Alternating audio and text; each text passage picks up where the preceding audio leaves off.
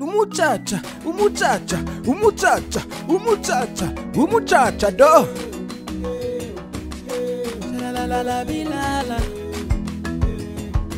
Umuchacha. Niwesimbe nazomeka nanga ye soki obokisinga ananie abelanga fungola ya mutima bebenga na lembi konyokolanga boye te sitebe pardon bebe na lembi liboso tozalaki na biso gloire ebote uluwawawa makereba amakereba amakereba amakereba amakereba amakereba amakereba amakereba amakereba amakereba viens par ici comme un baby viens par ici follow me follow me follow me follow me follow me follow me follow me amakereba amakereba amakereba. Bonjour à tous. À titre introductif de cette émission consacrée au bien vivre ensemble, nous allons d'abord parler du multiculturalisme. En effet, le multiculturalisme en France a été très longtemps débattu par beaucoup de personnes dans la société civile et beaucoup d'hommes et de femmes politiques. Et ce qui est intéressant, c'est que au temps où il était au pouvoir, Nicolas Sarkozy estime à ce moment-là que le multiculturalisme est un échec. Lors d'une interview qu'il a consacrée à Libération, donc Nicolas Sarkozy va dire ceci, que dans toutes nos démocraties, on s'est trop préoccupé de l'identité de celui qui arrivait et pas assez de l'identité du pays qui accueillait. Ce sont des propos du président de la République française de l'époque, Nicolas Sarkozy. Alors, effectivement, il a estimé que ce modèle était un échec en Europe, notamment, pas qu'en France. Et puis, ses homologues donc de l'époque, Angela Merkel et David Cameron, se sont également exprimés sur ce sujet. Nicolas Sarkozy continue en disant que oui, c'est un échec. La vérité, c'est que dans toutes nos démocraties, on s'est trop préoccupé de l'identité de celui qui arrivait et pas assez de l'identité du pays qui accueillait. Alors cette phrase, elle est très importante, c'est pour ça que je la répète d'ailleurs. Il continue en disant « Nous ne voulons pas d'une société dans laquelle les communautés coexistent les unes à côté des autres. » Je répète, nous ne voulons pas d'une société dans laquelle les communautés coexistent les unes à côté des autres. Si on vient en France, on accepte de se fondre dans une seule communauté, la communauté nationale. Si on n'accepte pas cela, on ne vient pas en France. En réalité, mes amis, il y a quelque temps, je vous parlais de la communauté de vues concernant l'association dont je suis le président, l'association Notre Bureau, l'association d'aide juridique, d'assistance juridique. Alors, évidemment, lorsqu'on parle d'une seule communauté, on parle généralement de la communauté de vue, c'est-à-dire les valeurs communes, le partage de la vision de l'État-nation, etc., etc.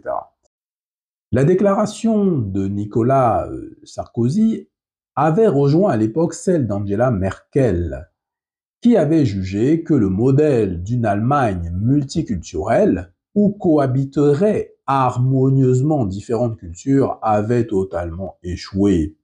Et le Premier ministre britannique de l'époque, David Cameron, avait aussi souligné que la doctrine du multiculturalisme d'État, qui encourageait différentes cultures à vivre séparées les unes des autres, avait raté.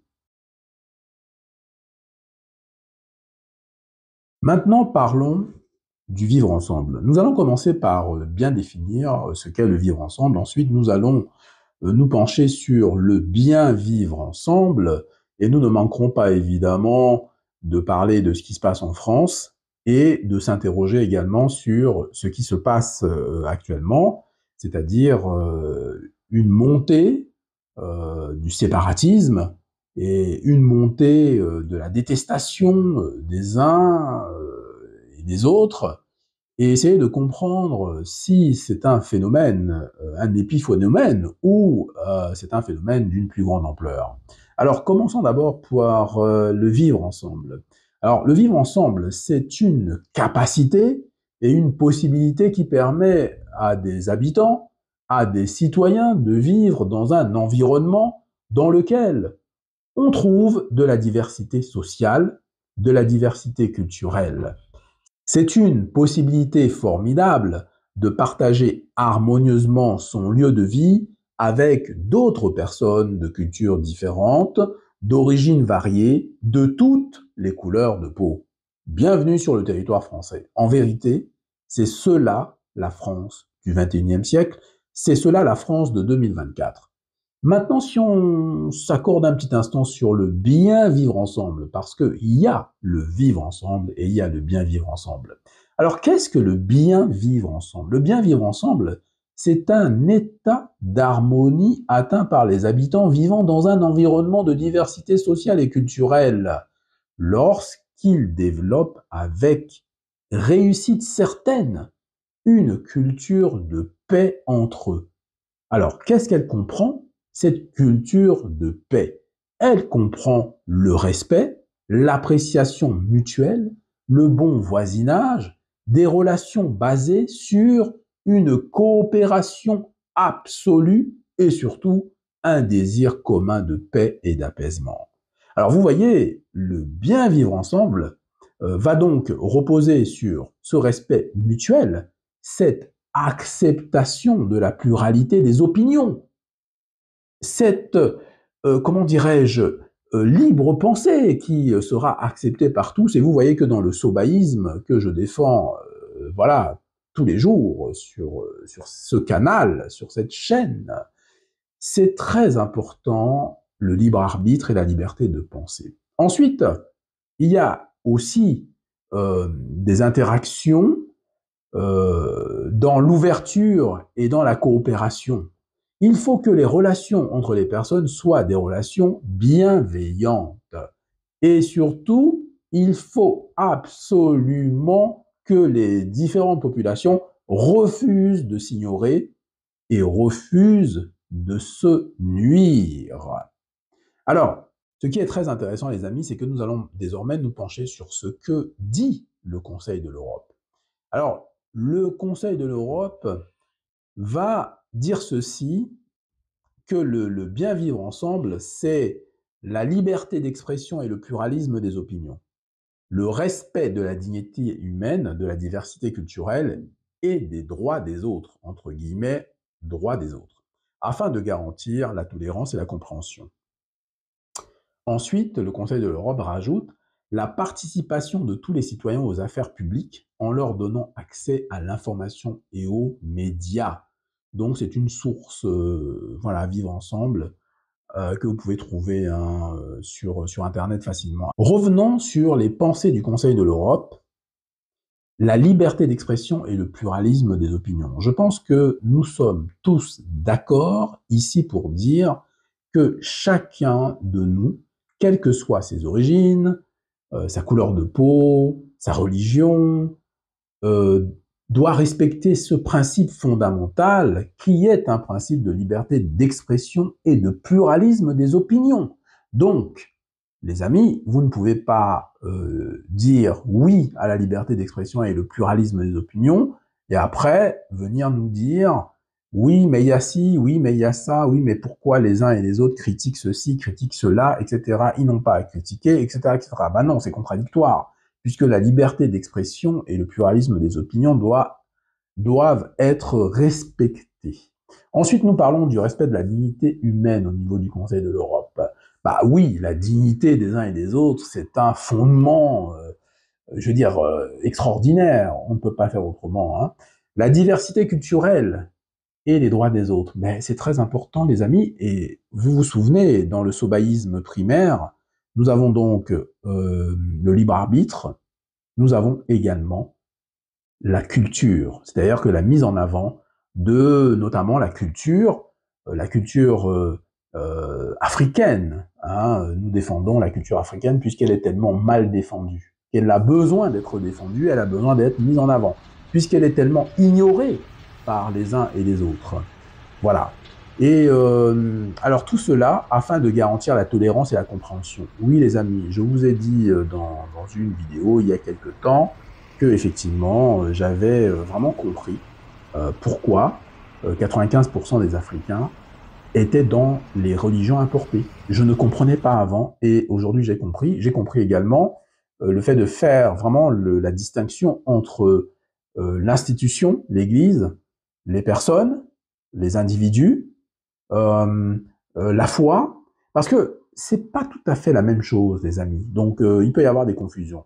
Voilà, une personne peut très bien avoir une foi, on va dire, certaine, une foi sincère, et ne pas du tout s'inscrire dans l'institution, l'Église, etc., etc. Vous voyez? Donc, vraiment, c'est très, très intéressant. Et puis, nous, Africains, j'ai constaté que nous perdons beaucoup de temps avec cette division, ces différentes divisions, alors qu'en réalité, nous ferions mieux de nous unir afin de représenter une force collective voilà, nécessaire aujourd'hui pour pouvoir, on va dire, rayonner un peu plus, hein, parce qu'on est quand même relégué un petit peu à la dernière place.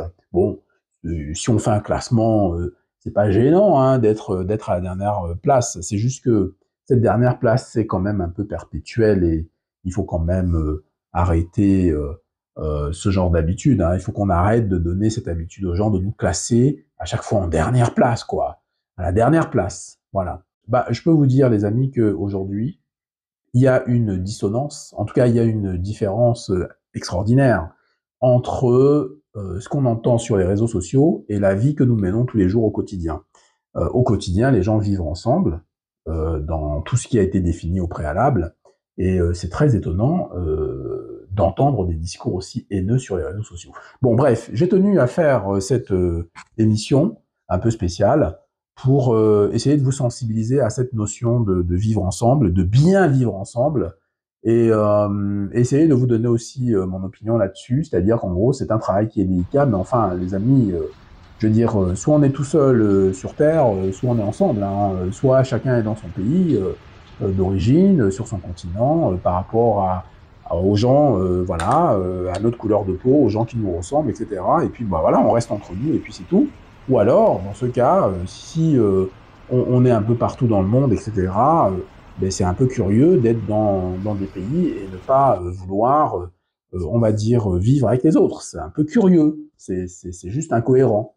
Voilà, et donc, bon, je n'irai pas jusqu'à rejoindre, on va dire, certains discours qui parfois sont quand même un peu limites, puisque certaines personnes qui tiennent certains discours limites font parfois elles-mêmes preuve d'une certaine intolérance. Les amis, je vous souhaite une bonne émission, et on se rejoint très vite dans un live qui aura un lien, je pense, avec le thème de la vidéo. Likez, partagez, dites-moi ce que vous en pensez dans les commentaires.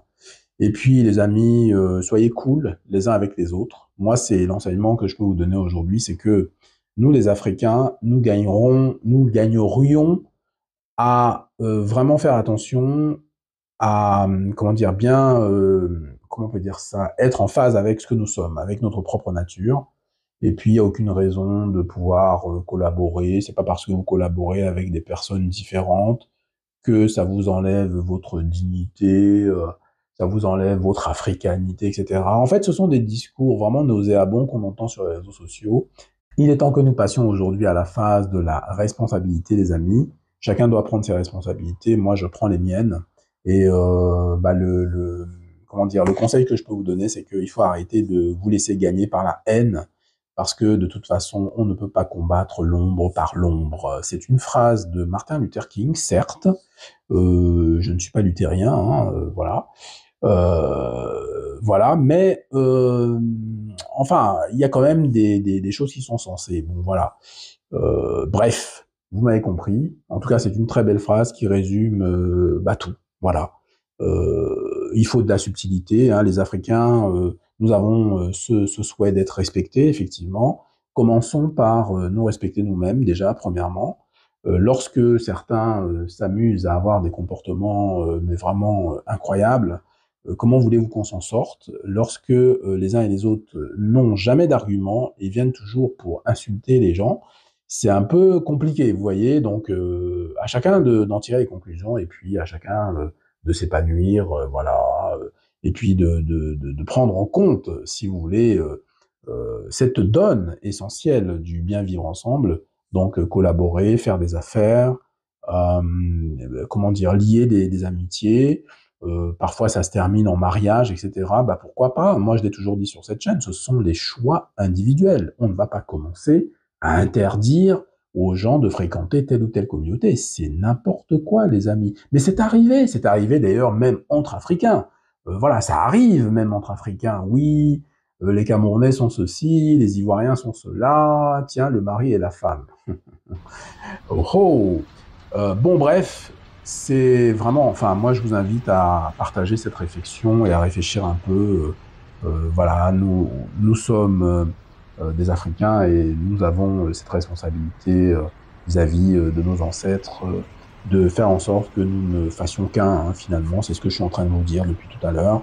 Que nous ne fassions qu'un nous-mêmes et qu'avec les autres, nous soyons en paix et en parfaite harmonie. C'est ce que nos ancêtres pensaient, les amis. Oui, vous allez me dire, mais comment tu sais, etc. Bah, il faut juste réfléchir un peu, étudier. En tout cas, la connaissance que j'ai, les amis, je vais vous expliquer, cette connaissance vient de la langue que je parle, hein, enfin, l'une des langues que je parle là. Cette langue africaine de chez moi, du Cameroun, parce que je l'ai étudiée aussi, hein, c'est-à-dire qu'en gros, je réfléchis sur chaque terme qui est employé et franchement, vraiment, ça apporte énormément de choses. Ce sont des cultures qui traversent le temps, les amis, et qui nous permettent effectivement de comprendre énormément de choses. Il y a beaucoup de tolérance dans cette langue que je parle, et puis ça me permet vraiment de comprendre et de suivre justement l'esprit en tout cas de mes ancêtres à moi, hein. Donc je ne prétends pas connaître les ancêtres des autres Africains. Nous avons des ancêtres communs, mais bon, vous savez très bien que par la suite, les peuples se sont dispersés, etc., comme dans toutes les histoires du monde, hein. Au début, on était ensemble, et après, voilà, on s'est éparpillé, évidemment, et d'où ma théorie de l'extra-africain concernant, par exemple, les Occidentaux que vous voyez aujourd'hui. Je ne suis pas le seul, d'ailleurs, à dire cela. D'ailleurs, c'est un postulat scientifique. On en a parlé il n'y a pas très longtemps dans un live avec les Européens, les premiers Européens qui étaient vraiment noirs avec des yeux bleus. Bon, voilà. J'en ai fini. Bah, écoutez, les amis, je vous souhaite en tout cas de passer un bon moment et de réflexion, hein, avec cette émission. Et on se retrouve, comme d'habitude, le samedi soir pour un live. Les lives seront de plus en plus courts, les amis. C'est-à-dire que je ne veux plus faire de très longs lives, sauf lorsqu'il y a des éditions spéciales, comme certaines affaires juridiques qui demandent vraiment beaucoup d'explications. Mais sinon, en général, intervenez très très vite, parce que les lives vont durer vraiment au grand maximum 2 heures. C'est vraiment très très bien 2 heures, parce qu'après, si vous voulez, bon, voilà, on tourne en rond, voilà. Au lieu d'aller droit au but, on tourne en rond, et le but n'est pas de tourner en rond. Après, s'il y a des intervenants qui veulent continuer, les amis, il n'y a pas de souci, je vous laisse la chaîne, et je me consacre à ma vie sociale. Septu Neptu Batu, les amis. Merci beaucoup, hein, pour votre soutien. Merci aux modérateurs. Merci à tous les intervenants qui interviennent sur les lives. Et puis, écoutez, n'oubliez pas, hein, de rejoindre la communauté Sobayo. Vous avez le lien WhatsApp qui est juste en dessous de toutes les vidéos. Rejoignez la communauté Sobayo. Nous allons bâtir des choses ensemble, effectivement, dans l'esprit concret de nos ancêtres, c'est-à-dire non pas tendre vers un séparatisme nauséabond, mais plutôt partager avec les autres, avec toutes les bonnes âmes, toutes les bonnes volontés du monde, parce que je suis désolé, à un moment donné, il va falloir penser sérieusement et arrêter les gamineries qui consistent à détester les autres pour rien, qui ne vous ont rien fait en plus.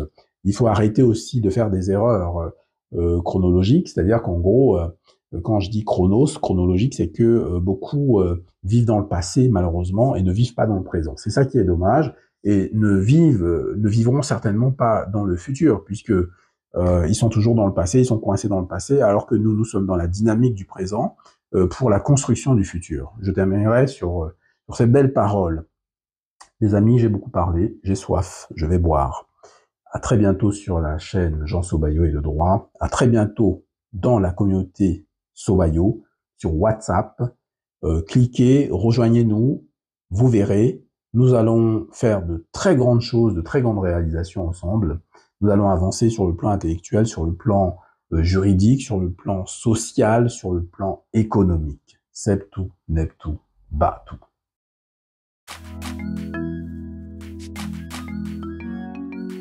Ah. Umuchacha, umuchacha, umuchacha, umuchacha, umuchacha do.